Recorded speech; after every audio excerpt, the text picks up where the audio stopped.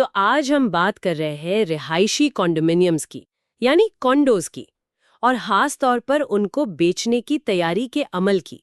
ہمارے پاس real estate کے ماہرین کے لیے ایک بڑی تفصیلی دستاویز ہے۔ جی بالکل۔ اور ہمارا مقصد یہ ہے کہ اس پیچیدہ معلومات کو تھوڑا آسان بنائیں، ہے نا؟ بالکل، مقصد یہی ہے کہ اس میں سے جو سب سے اہم نکات ہیں نا، وہ ایک عام بیچنے والے یا خریدار کے لیے بالکل واضح ہو جائیں۔ ہم بنیادی چیزوں کو بالکل صاف کریں گے۔ ٹھیک ہے، تو آئیے سب سے پہلی چیز سے شروع کرتے ہیں جسے ہر کوئی دیکھتا ہے، ماہانہ مینٹیننس فیس۔ عام طور پر لوگ سوچتے ہیں کہ یہ بس صفائی اور لان کی کٹائی کے لیے ہے، لیکن یہ کہانی اس سے کہیں زیادہ گہری ہے، صحیح؟ بہت زیادہ گہری۔ یہ جو دستاویز ہم دیکھ رہے ہیں وہ اسے عام اخراجات کہتی ہے، اور یہ ایک طرح سے پوری عمارت کو چلانے کا بجٹ ہے۔ اچھا۔ سوچیں، اس میں عمارت کا انشورنس ہے، پھر سامان جیسے لان کاٹنے کی مشینیں، اور روزمرہ کی دیکھ بھال بھی جیسے ہال وے کی پینٹنگ، سوئمنگ پول کی صفائی، ایلیویٹرز کی سروسنگ، سیکیورٹی گارڈز، عملے کی تنخواہیں۔ جی یہ فہرست بہت لمبی ہے۔ تو یہ واقعی ایک چھوٹا کاروبار چلانے جیسا ہے جس میں ہر مالک ایک شیئر ہولڈر ہے۔ لیکن اس فیس کا ایک حصہ ہے جس پر یہ دستاویز بہت زور دیتی ہے، اور وہ ہے ریزرو فنڈ۔ یہ کیا چیز ہے؟ یہ سب سے اہم نقطہ ہے۔ ریزرو فنڈ آپ سمجھیں عمارت کا طویل مدتی ایمرجنسی سیونگز اکاؤنٹ ہے۔ Emergency fund? جی، یہ روزمرہ کے کاموں کے لیے نہیں ہے، یہ صرف بڑی، مہنگی اور کبھی کبھار ہونے والی مرمت یا تبدیلیوں کے لیے ہے۔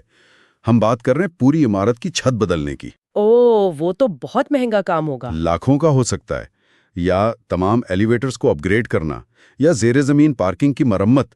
یہ وہ چیزیں ہیں جو ہر سال نہیں ہوتی، لیکن جب ہوتی ہیں تو ان کی قیمت بہت زیادہ ہوتی ہے۔ تو اس کا مطلب یہ ہوا کہ کم مینٹیننس فیس ہمیشہ ایک اچھی چیز نہیں ہوتی۔ بالکل، یہ تو عجیب بات ہے۔ میں تو ہمیشہ سوچتی تھی کہ کم فیس کا مطلب بہتر سودا ہے۔ یہ ایک عام غلط فہمی ہے، اور یہ گائیڈ اسی کے بارے میں خبردار کرتا ہے۔ کم فیس شروع میں بہت اچھی لگتی ہے، لیکن یہ ایک ٹائم بام بھی ہو سکتی ہے۔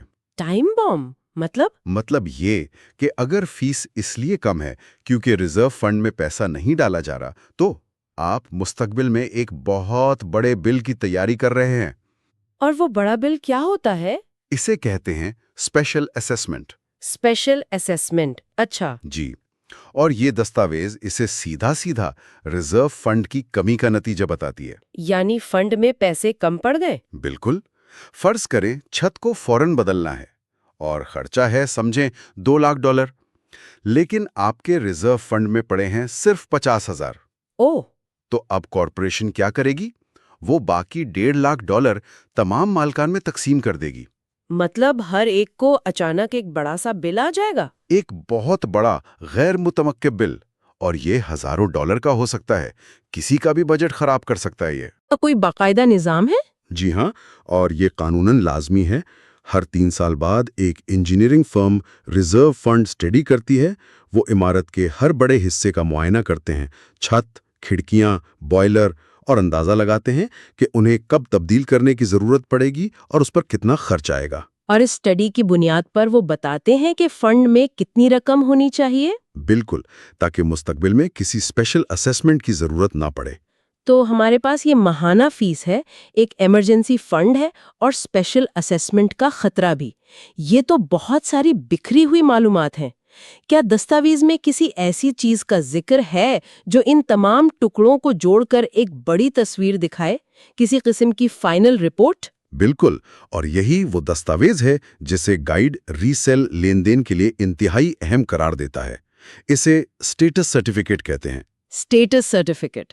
جی، یہ ایک خزانے کا نقشہ ہے جو ایک مخصوص تاریخ پر اس یونٹ اور پوری کارپوریشن کی مالی اور قانونی صحت کا ایک مکمل سنیپ شاٹ دیتا ہے۔ خزانے کا نقشہ؟ یہ تو دلچسپ ہے۔ اس میں کیا کیا ہوتا ہے؟ اس میں سب کچھ ہوتا ہے۔ کارپوریشن کے اکاؤنٹس میں کتنا پیسہ ہے، ریزرو فنڈ کتنا صحت مند ہے۔ کیا کارپوریشن پر کوئی مقدمہ تو نہیں چل رہا؟ بالکل۔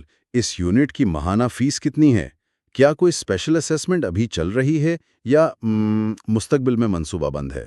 یہاں تک کہ یہ بھی بتایا جاتا ہے کہ عمارت میں کتنے یونٹس مالکان کے پاس ہیں اور کتنے کرائے پر ہیں۔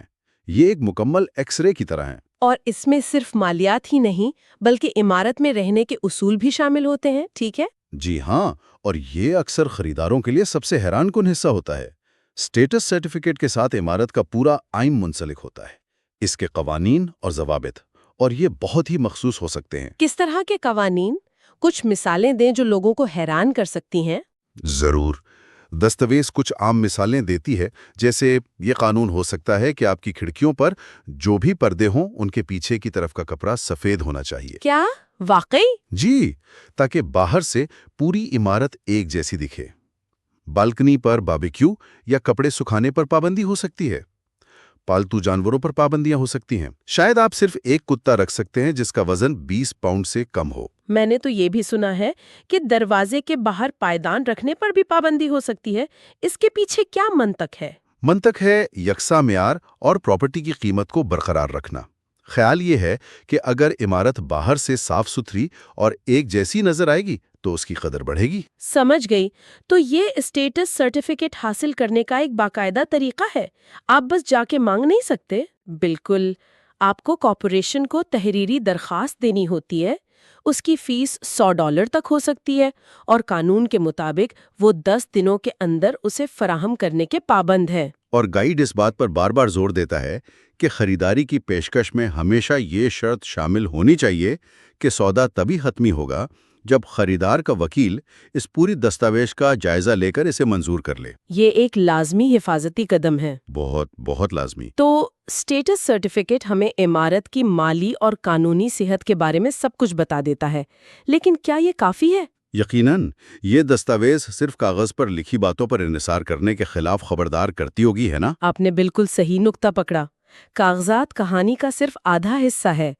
گائیڈ کہتا ہے کہ آپ کو عمارت کے فزیکل پہلوؤں پر بھی توجہ دینی ہوگی، اور یہاں کچھ پوشیدہ خطرات ہو سکتے ہیں۔ اچھا، ایک بڑا خطرہ ہے ترمیمات یعنی آلٹریشنز کا۔ اس کا مطلب ہے یونٹ کے اندر کی گئی تبدیلیاں؟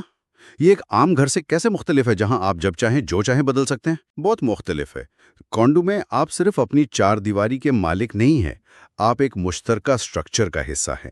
اس لیے یونٹ کے اندر کسی بھی بڑی تبدیلی کے لیے، جیسے دیوار گرانا یا نیا فرش لگانا، اکثر بورڈ آف ڈائریکٹر سے پیشگی اجازت لینی پڑتی ہے۔ اس کی کوئی عملی مثال؟ دستاویز میں ایک بہترین مثال ہے۔ فرض کریں آپ کو کارپیٹ پسند نہیں اور آپ لکڑی کا خوبصورت فرش لگانا چاہتے ہیں۔ بورڈ آپ کو اجازت دے سکتا ہے، لیکن شاید اس شرط پر کہ آپ شور کو کم کرنے والی ایک خاص قسم کی مہنگی انڈر پیڈنگ استعمال کریں، تاکہ نیچے والے پڑوسی کو پریشانی نہ ہو۔ بالکل۔ اصل مسئلہ تب ہوتا ہے جب کوئی پچھلا مالک بغیر اجازت کے کوئی تبدیلی کر جائے۔ تو اس کا نئے مالک پر کیا اثر پڑتا ہے؟ یہ ایک پوشیدہ جال ہے۔ گائیڈ ایک منظرنامہ پیش کرتا ہے۔ ایک شخص نے اجازت کے بغیر بہت خوبصورت لکڑی کا فرش لگایا۔ جب اس نے یونٹ بھیجا تو نئے مالک کو کارپوریشن کی طرف سے نوٹس ملا کہ فرش کے نیچے شور کم کرنے والی جھلی نہیں ہے، او نہیں! اور اسے پورا فرش اکھاڑ کر دوبارہ لگانا پڑے گا اپنی جیب سے، کیونکہ وہ اب اس یونٹ کا مالک ہے۔ یہ تو بہت بڑا اور مہنگا مسئلہ بن سکتا ہے۔ اچھا، دستاویز میں ایک اور دلچسپ نقطہ تھا، کرایہ دار اور مالک کے قبضے کا تناسب۔ یہ کیوں اہم ہے؟ یہ بہت اہم ہے، اور یہاں ایک حیران کن بات ہے جو دستاویز بتاتی ہے۔ یہ صرف عمارت کی دیکھ بھال کا مسئلہ نہیں ہے کہ کرایہ دار شاید اتنی احتیاط نہ برتیں۔ اگر کرایہ داروں کی تعداد ایک خاص حد سے بڑھ جائے، مثلاً 25% سے زیادہ، تو بینک اس پوری عمارت کو ایک غیر مستحکم سرمایہ کاری سمجھنا شروع کر دیتے ہیں۔ ایک منٹ، اس کا کیا مطلب ہوا؟ اس کا مطلب یہ ہے کہ آپ ایک بہترین کریڈٹ اسکور والے خریدار صرف اس لیے قرض حاصل نہیں کر پائیں گے کیونکہ آپ کے بہت سے ممکنہ پڑوسی مالک نہیں بلکہ کرایہ دار ہیں۔ یعنی بینک سوچتا ہے کہ جہاں مالکان خود نہیں رہتے، وہاں پراپرٹی کی قدر میں کمی کا خطرہ زیادہ ہوتا ہے؟ بالکل۔ تو آپ کی اپنی مالی حالت ٹھیک ہے، لیکن عمارت کی سماجی ساخت آپ کے لیے سودا خراب کر سکتی ہے۔ یہ تو ایک بہت بڑا نقطہ ہے جس کے بارے میں زیادہ لوگ نہیں سوچتے ہوں گے۔ تو اس کا مطلب ہے کہ عمارت میں خود گھوم پھر کر دیکھنا بہت ضروری ہے۔ انتہائی ضروری۔ لابی کیسی ہے، ہال وے صاف ہیں یا قالین پھٹے ہوئے ہیں، ایلیویٹرز میں عجیب آوازیں تو نہیں آتی؟ یہ چیزیں صرف خوبصورتی کی بات نہیں ہیں، ٹھیک؟ بالکل نہیں۔ یہ براہ راست کارپوریشن کے انتظام اور اس کے بجٹ کی صحت کی عکاسی کرتی ہیں۔ اگر مشترکہ حصے خراب حالت میں ہیں تو یہ اس بات کا واضح اشارہ ہے کہ یا تو پیسہ نہیں ہے یا انتظامیہ خراب ہے، اور دونوں صورتوں میں مستقبل میں اسپیشل اسیسمنٹ کا امکان بڑھ جاتا ہے۔ یہ سب نقاط مل کر ایک کانڈو کی اصل قیمت کا تعین کرتے ہیں۔ گائیڈ کہتا ہے کہ کونڈو کی قیمت کا تجزیہ ایک عام گھر سے بہت مختلف ہوتا ہے۔ درست، گھر خریدتے وقت زمین کی قیمت ایک بڑا حصہ ہوتی ہے۔ کونڈو میں زمین مشترکہ ہوتی ہے، اس لیے آپ اس کا اندازہ نہیں لگاتے۔ تجزیہ مکمل طور پر اسی عمارت یا کمپلیکس میں حال ہی میں فروخت ہونے والی دوسری یونٹس کے ساتھ موازنہ پر مرکوز ہوتا ہے۔ آپ سیب کا موازنہ سیب سے کر رہے ہوتے ہیں۔ اور کون سے عوامل قیمت پر سب سے زیادہ پوشیدہ اثر ڈالتے ہیں؟ مینٹیننس فیس خود ایک بڑا عنصر ہے۔ بہت زیادہ فیس خریداروں کو بھگا دیتی ہے۔ ریزرو فنڈ کی صحت ایک بہت بڑا پلس پوائنٹ ہے۔ کوئی بھی اسپیشل اسیسمنٹ، چاہے وہ ہو چکی ہو یا آنے والی ہو، قیمت کو بہت نیچے گرا دیتی ہے۔ اور سہولیات جیسے جم یا پول؟ جی، وہ بھی اہم ہیں۔ اور پھر بیرونی عوامل بھی ہیں، جیسے اگر ایک یونٹ کا سب سے بڑا سیلنگ پوائنٹ اس کا شاندار نظارہ ہے اور آپ کو پتہ چلتا ہے کہ سامنے والے پلاٹ پر ایک نئی اونچی عمارت کی تعمیر کا منظور ہو چکا ہے، تو نظارہ ختم۔ نظارہ ختم، اور یونٹ کی قیمت راتوں رات گر سکتی ہے۔ دستاویز میں ایک اور تکنیکی لیکن بہت اہم بات بتائی گئی ہے کہ مینٹیننس فیس مارٹگیج کی اہلیت پر کیسے اثر انداز ہوتی ہے۔ یہ گراس ڈیٹ سروس ریشو کے ذریعے۔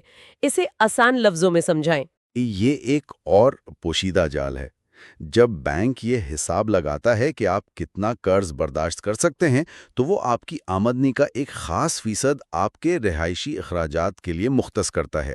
کونڈو کی صورت میں وہ آپ کی ماہانہ مورگیج ادائیگی کے ساتھ ساتھ ماہانہ مینٹیننس فیس کا 50% بھی ان اخراجات میں شامل کرتے ہیں۔ تو ایک منٹ، اس کا مطلب یہ ہوا کہ اگر دو کونڈو ایک ہی قیمت کے ہیں لیکن ایک کی مینٹیننس فیس $400 ہے اور دوسرے کی 800، تو مجھے زیادہ فیس والے کونڈو کے لیے کم قرض ملے گا؟ بالکل، اور یہ بہت سے خریداروں کو آخر میں حیران کر دیتا ہے۔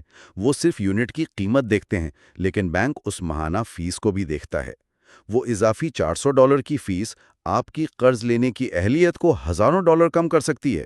جس کا مطلب ہے کہ زیادہ فیس والا یونٹ خود بخود کم خریداروں کے لیے قابل رسائی رہ جاتا ہے۔ جی، اس کی مارکیٹ چھوٹی ہو جاتی ہے۔ تو اس ساری بحث کا خلاصہ یہ ہے کہ کونڈو خریدنا یا بیچنا صرف اس یونٹ کی چار دیواری کے اندر دیکھنے سے کہیں زیادہ پیچیدہ ہے۔ یہ ایک کارپوریشن، ایک بجٹ اور ایک مشترکہ مالی مستقبل والی کمیونٹی میں حصے دار بننے کا فیصلہ ہے۔ آپ نے بالکل صحیح کہا۔ بنیادی نقطہ جو اس دستاویز سے نکلتا ہے وہ یہ ہے کہ یہاں مکمل چھانبین ایک ٹیم ورک ہے۔ اس میں آپ کا ریئل اسٹیٹ ایجنٹ، آپ کا وکیل جو اسٹیٹس سرٹیفکیٹ کی ہر لائن کو سمجھے گا، اور بعض اوقات ایک ہوم انسپیکٹر بھی شامل ہوتا ہے۔ اور جس یونٹ میں آپ رہیں گے اس کی حالت سے زیادہ پوری عمارت کی صحت اہم ہے۔ بالکل، عمارت کی مالی اور انتظامی صحت سب سے زیادہ اہم ہے۔ یہ دستاویز رسمی کاغذات اور مالی صحت پر بہت زور دیتی ہے، جو کہ بالکل درست ہے، لیکن یہ مجھے ایک سوال پر سوچنے پر مجبور کرتی ہے۔ جیسے جیسے کونڈو میں رہائش زیادہ عام ہو رہی ہے، کیا کسی عمارت کی کمیونٹی کی غیر تحریری روایات اور سماجی صحت، یعنی پڑوسیوں کا آپس میں برتاؤ کیسا ہے، بورڈ میٹنگز میں ماحول کیسا ہوتا ہے، کیا یہ چیزیں اس کی طویل مدتی قدر میں اتنی ہی اہم ہو سکتی ہیں جتنا کہ اس کے ریزرو فنڈ کا بیلنس؟